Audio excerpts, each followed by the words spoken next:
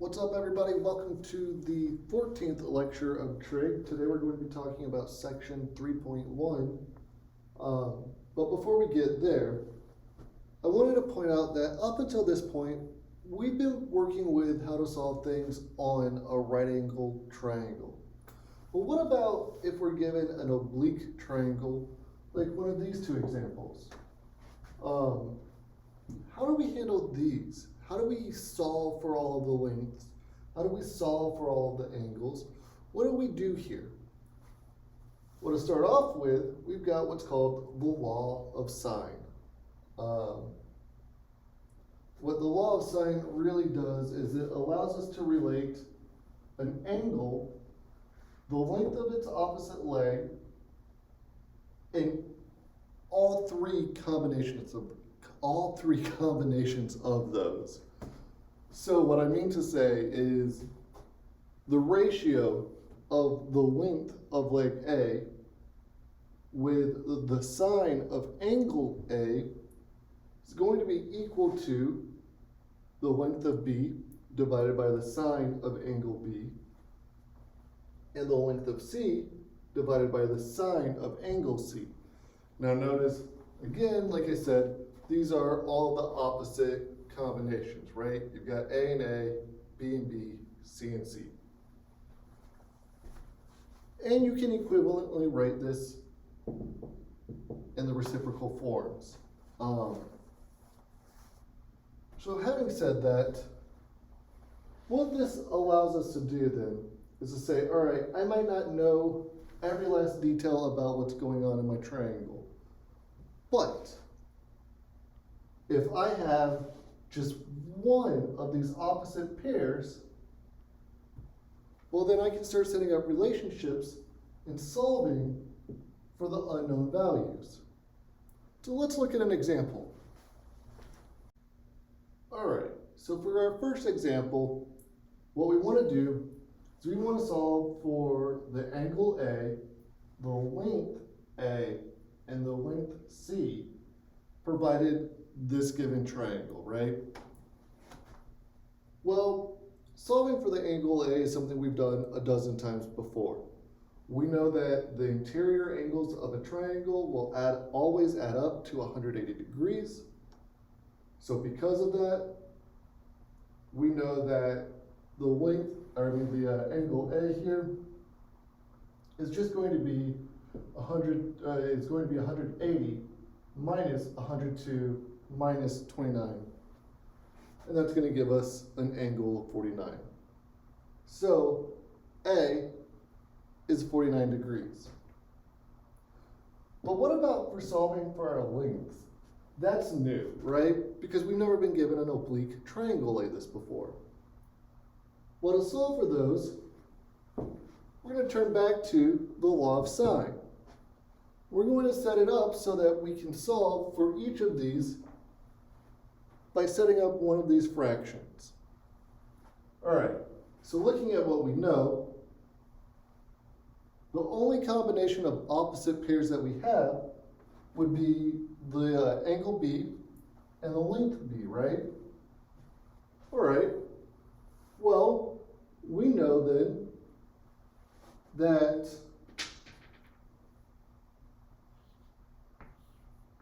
(28) over the sine of 29 is equal to A over the sine of 49 and is equal to C over the sine of 102.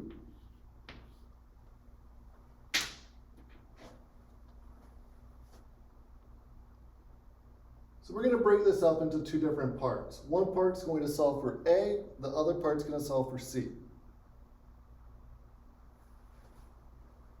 To do that, let's break this up a little bit. From this set of relations, we know that 28 over the sine of 29 is equal to A over the sine of 49. We also know that 28 over the sine of 29 is equal to C over the sine of 102. Well, from both of these, we can now solve for our unknowns.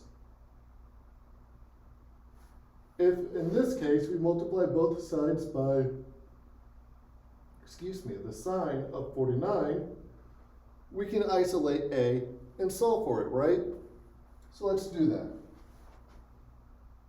We've got the sine of 49 times the sine of 29, 28 divided by that is equal to A. And down below, we can do the same thing and solve for C. When we do that, we're going to have the sine of 102 times 28 divided by the sine of 29 is equal to C.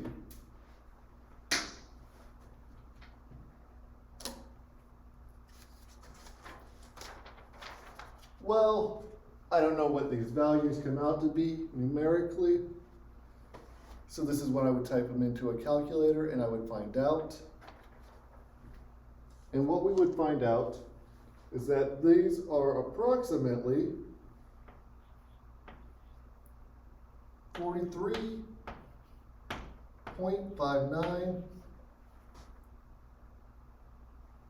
and approximately 56.49.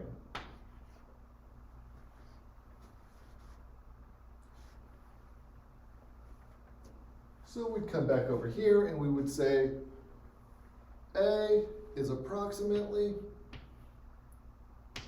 43.59 feet,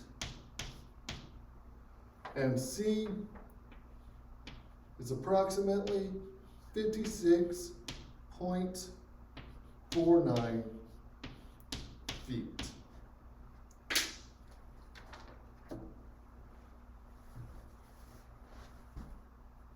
So what did we do here? Well, we started by just setting up our triangle, right? And then solving for what we could as quickly as we could. We knew A pretty much right away. That's what I mean to say.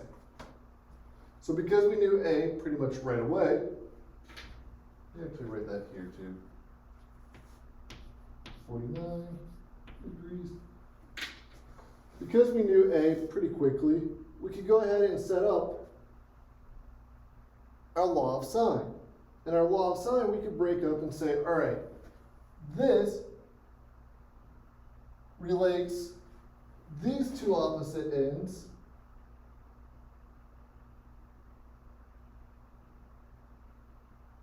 I just realized I made a typo on the board. There is a typo up here, and I apologize profusely for it. This angle is supposed to be C. Sorry about that, everyone. But anyhow, getting back to this. So, what we've got here, what we've done, like I said, after solving for that angle, was to say, all right, this part of the law of sine, let me relate these two opposite ends to these two opposite ends, right? So it lets me relate the sine of 29 and the length of 28 feet to the sine of 49 and the length of A. By setting up that, we were able to solve for A. Similarly, ignoring that middle part, we're able to set up an equation that lets us solve for the length C. And that's all there is to this. I'm sure that was confusing, so let's look at another example. So in this wonderful piece of art, what we've got is this pole that from vertical is leaning about 8 degrees towards the sun. And it's casting a shadow that's about 22 feet long, and if you were to stand at the end of the shadow and look up to wherever the tip of that pole is, right, you'd be looking up 43 degrees. All right, so let's draw this out and kind of get a better idea of what we're looking at. What we've got, what we're describing, is a triangle whose top edge is going to be your line of sight from the tip of the shadow to the tip of the pole, whose bottom edge is going to be the shadow of the pole, and who this far edge is going to be the length of the pole. Now this pole is leaning towards the sun 8 degrees away from vertical. The line of sight is elevated 43 degrees, and the length of the shadow is 22 feet. So let's rewrite all of this and kind of better understand what we're looking at. Well, to start with, let's look at this angle here.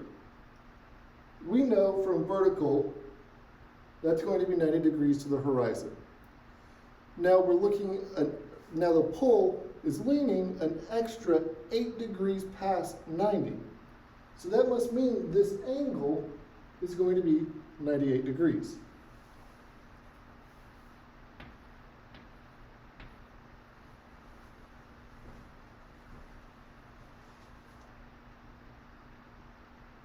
Having said that, that must mean this angle is going to be 180 minus 98 degrees minus 43 degrees, or 39 degrees.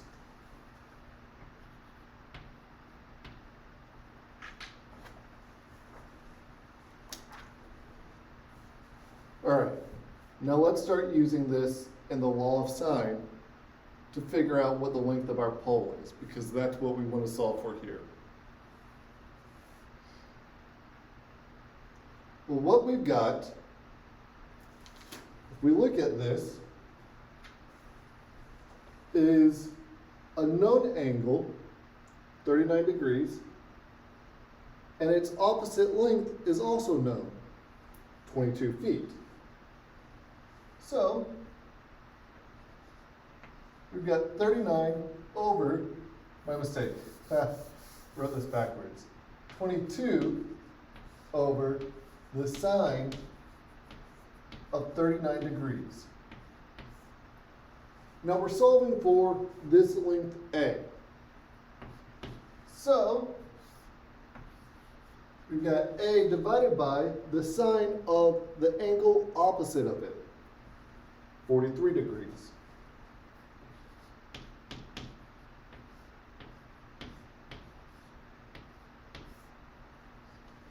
Okay. Well, I don't know what that is.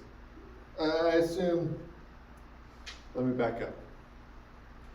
Now from here, what we want to do is multiply both sides by the sine of 43. Okay.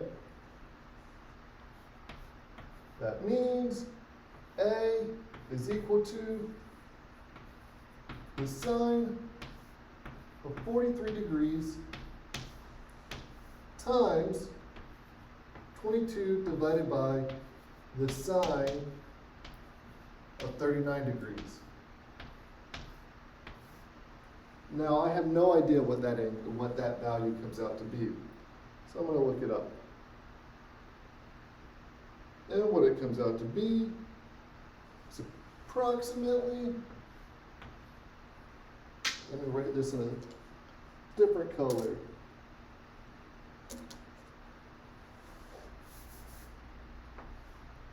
It's approximately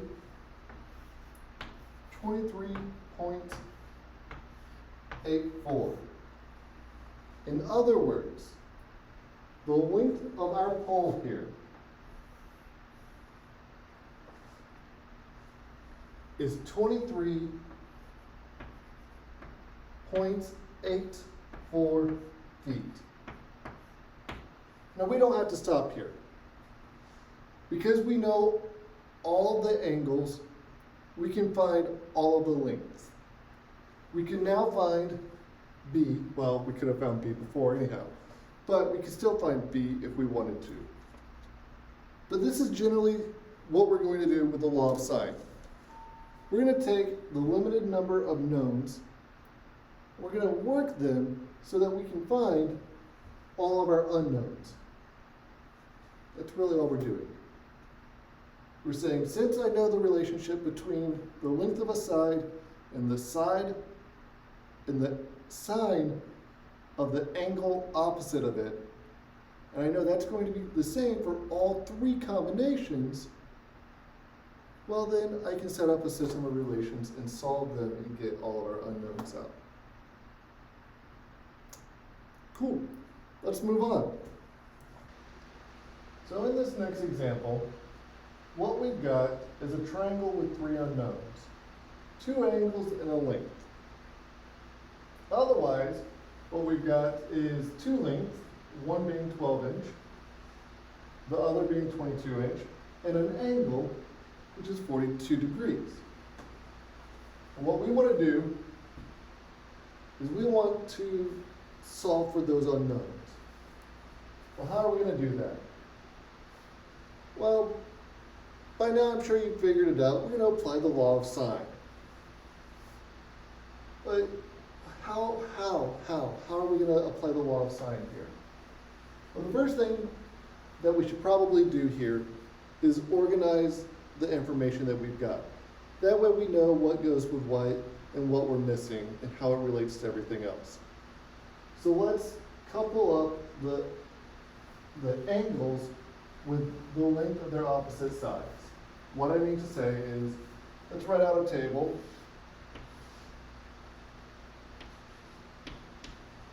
Angle, side.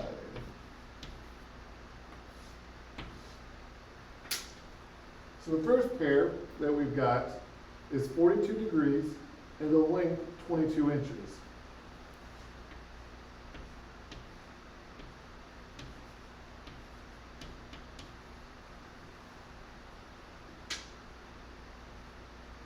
In the case of B, we don't know what that angle is, so let's just write out B.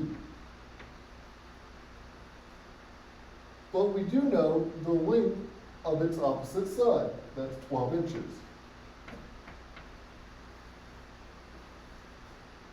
And in the case of C, we just don't know anything.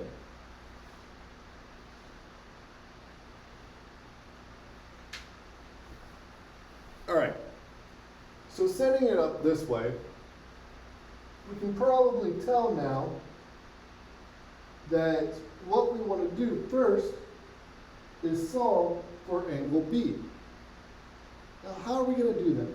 Well, we're going to do that by observing that because we have angle A and length A, we can set up the law of sine, and we can say, cool, the sine of 42 degrees under 22 inches is equal to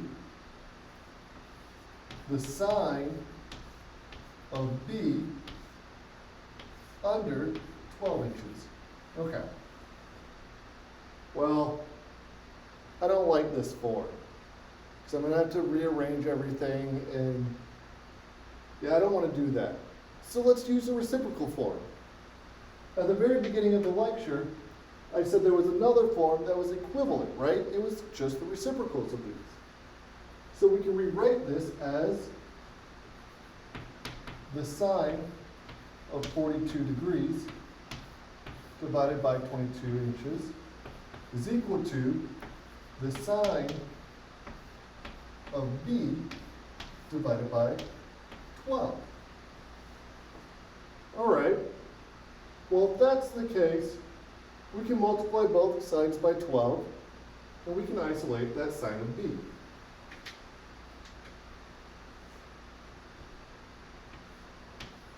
When we do that, we're going to end up with the sine of 42 degrees divided by 22 is equal to the sine of b.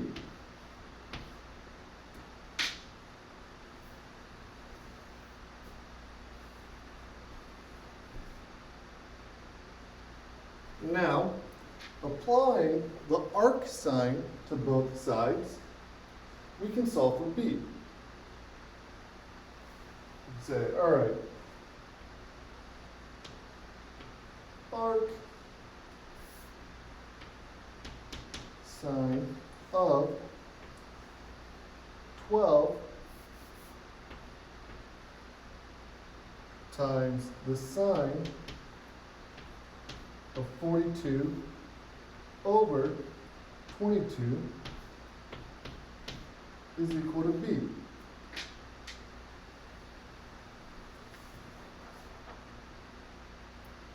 Well, I'm not a calculator. I'm going to use my cheat sheet.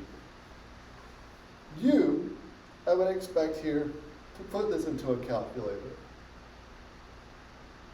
So, what we've done thus far is we've said, I have no clue what b is, but if I want to solve all of this, I'm going to have to find c, capital C, the angle c. The only way I can do that is if I find b.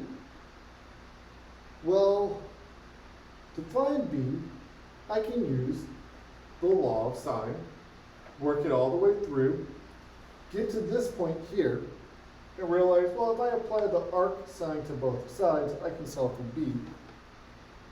When we do that, we're going to get about 21.41 degrees.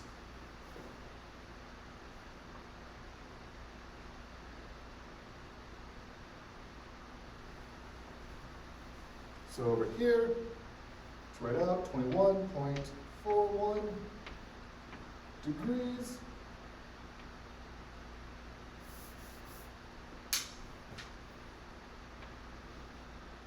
Which now means we can calculate what the angle C is, because all of those angles have to add up to 180 degrees. C is going to come out to be 116 degrees, 116.59 degrees approximately.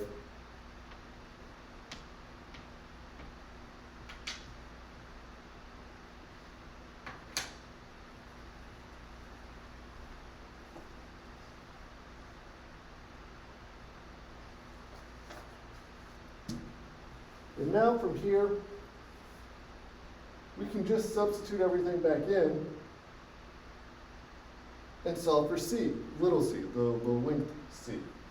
So what I mean to say is, now we can go through this and say, all right, because of the law of sine, I know 22 divided by the sine of 42 degrees is equal to c divided by the sine, what we just found, the angle, the value of the angle big C, that's 116.59, 116.59 degrees.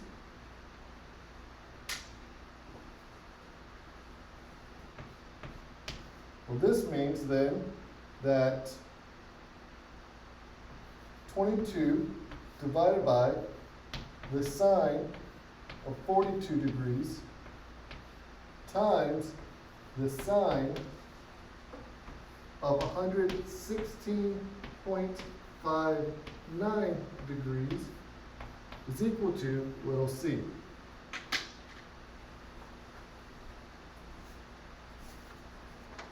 Again, I'm not a human calculator, so I don't know what that number comes out to be, and I'm going to just copy it off of my solution key here. It's going to come out to be approximately 29.4. So this is approximately 29.4 inches. Now again, I'm coming back to my lecture notes every time I get to a point where I can't solve it in my head on the spot. When y'all come across things like this, I expect you to use your calculator. Don't even try to do something like this in your head. You're just going to make mistakes. I would, any of the professors here would, anybody would make a mistake trying to do that here. So just use your calculator. Having said that, let's look at another example. So really quickly, I wanted to bring y'all's attention to a table that's in section 3.1 and kind of explain the background behind this and what it's telling us. So once upon a time, mathematicians decided to ask the question, what possible combinations of lengths and angles are possible for certain triangles, right? Like if I wanted to take and hold one angle to be acute, what are all the possible combinations of relationships between sides and the height of our triangle that could possibly exist? And that's what this triangle or what this table is telling us, right? So for example, in that very first case, it's telling us that if we hold our angle A to be acute and we hold the side opposite of it to be shorter than the height of our triangle, well, that can't happen. And the picture shows us why, right? Like it fits our intuitive understanding of what's going on. Meanwhile, looking at something like the obtuse on the far end, right? The very last example here. If A is obtuse, well, its opposite length has to be greater than the length of B. And really that's all this table is supposed to be doing for us, is telling us what's possible, what's not possible, and how many possible triangles exist that way. So look at the fourth triangle, for example. There's two different possible ways to say, let's hold our angle A to be acute, and let's put our length A in between the height and B. There's two possible triangles that fits that description. And we can see them both here, right? So, having said that, let's look at an example. Now for this next example, what we want to show is that simply this can't happen. There is no triangle that looks like this, right? That has one leg, A, with a length of 15, another leg, B, with a length of 25, and the angle opposite of A is going to be 85 degrees. Like this triangle can't happen. Well, looking at this, having it drawn out, we can see why, right? Like if we look back at those notes that I was just talking about, we can see that it falls into that first example, right? That first case where A here is going to be less than the height.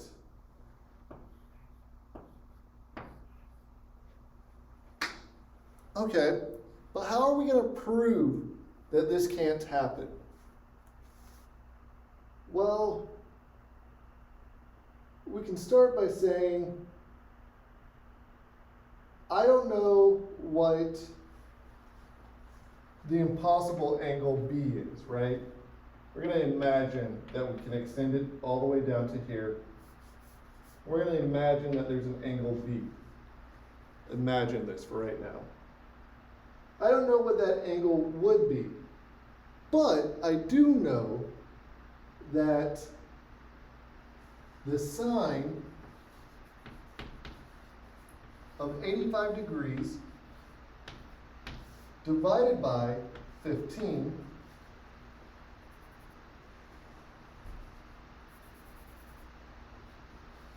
is going to be equal to the sine of B divided by 25. Okay, well, thank you, law of sine. I can kind of work with this, right? But we'll notice if we multiply both sides by 25, we're going to end up with the sine of B is equal to 25 times the sine of 85 divided by 15. Well, looking again at my cheat sheet here, this comes out to be approximately 1.660. What's wrong with that? Something's wrong here. Why? Why isn't this possible? Well, it's not possible because the most that sine B can ever be is 1. We know that, right? Like, we know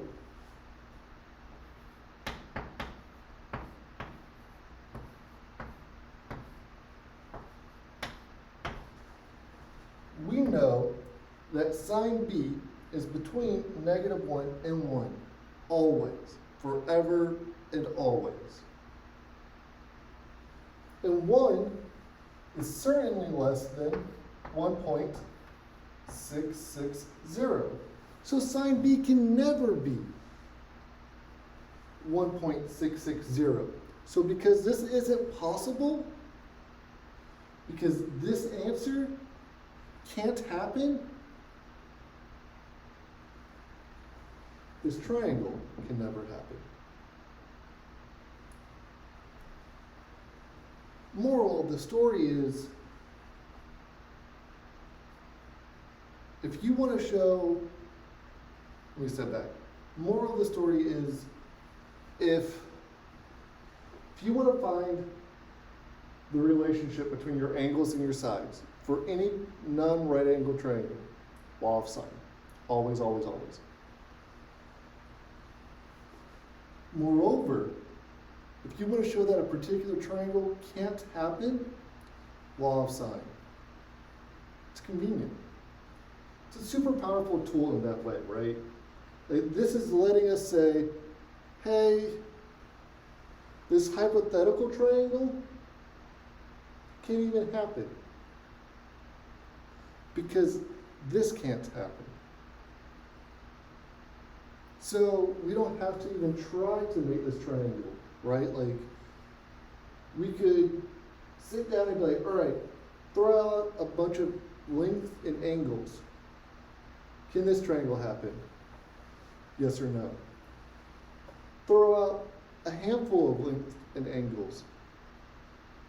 What triangle can happen with those? Again, triangle inequality. Not triangle inequality. Law of sines. So forth, so on, over and over and over again. Cool. So let's look at one last example. I'm just going to get you all started on it. and then I'm going to let y'all solve the rest of it on your own. So what we want to do here is we want to find two different triangles with one length 12, the other length 31, and the angle opposite of that length 12, it needs to be an angle of 20.5. So what it's going to look like are one of these two different triangles. We've got the length 12, opposite of it, the angle 20.5, and we got the length 31. Again, same thing. Now, we already know we're going to use the law of sine. The law of sine here is going to tell us that the sine of 20.5 divided by 12 is equal to the sine of b divided by 31.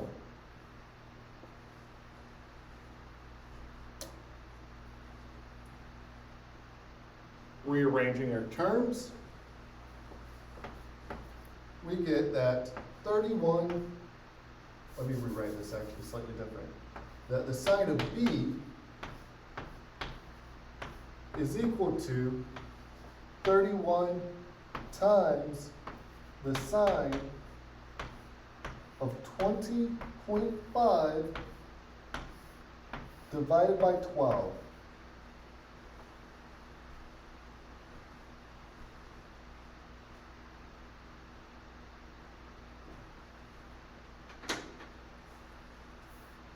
This is going to come out to be approximately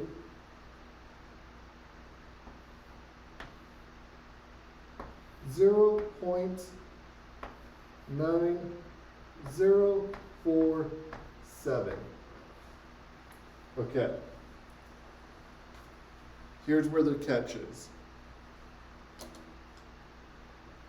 There are two possible angles here. We first want to solve for b when b is equal to 0.9047. There's going to be two answers here. The first one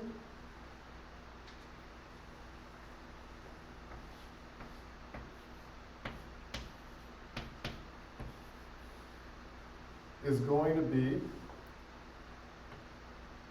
64.8 degrees. And the second one will be 115.2 degrees.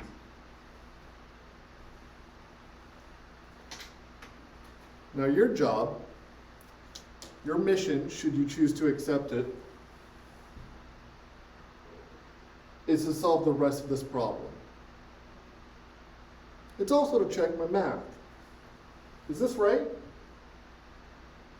Go check it. Figure out if I'm right.